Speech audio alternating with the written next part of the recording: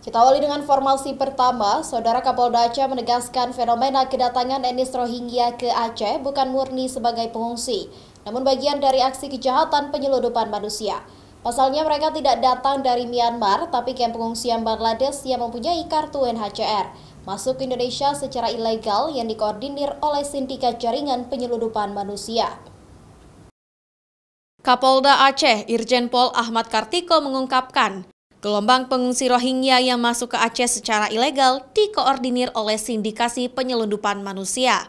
Hal itu dibuktikan dengan asal mereka dari kamp pengungsi di Bangladesh, memiliki kartu UNHCR dan masuk ke Indonesia secara ilegal dengan membayar uang 7 hingga 17 juta per orang kepada sindikasi jaringan penyelundupan manusia yang dikendalikan dari Bangladesh. Polda Aceh mendapatkan informasi bahwa kedatangan pengungsi Rohingya ke Aceh seperti terorganisir dengan rapi. Seperti data yang dikantongi oleh pihak Polda, dari 50 orang etnis Rohingya yang mendarat, 28 orang diantaranya adalah warga Bangladesh dan 3 diantaranya memiliki paspor. Dari penyelidikan polisi juga diketahui mereka menggunakan handphone satelit untuk berkomunikasi dengan pihak Bangladesh dan pihak yang menampung mereka di Indonesia selama perjalanan mereka masuk ke Indonesia. Karena ini adalah kejahatan yang terorganisir, dan ini sudah bisa kita buktikan di wilayah Aceh Timur.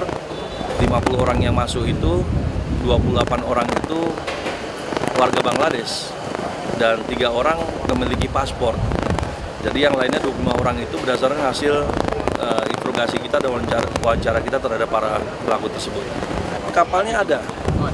Jadi mereka memang membeli kapal, dan kapal itu sudah dipersiapkan untuk masuk ke kita dan sudah dianggap kapal hilang.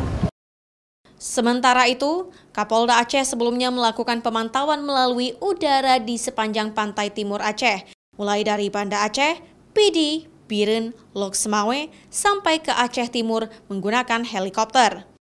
Dari hasil pemantauan tidak terlihat adanya kapal para gelombang pengungsi Rohingya di perairan Aceh. Namun pihaknya bersama dengan TNI Angkatan Laut, Angkatan Udara, Bakamla, dan mitra lainnya untuk tetap berpatroli mengawasi perairan Aceh dari para etnis pengungsi Rohingya ini. Mustajab, Kompas TV, Banda Aceh.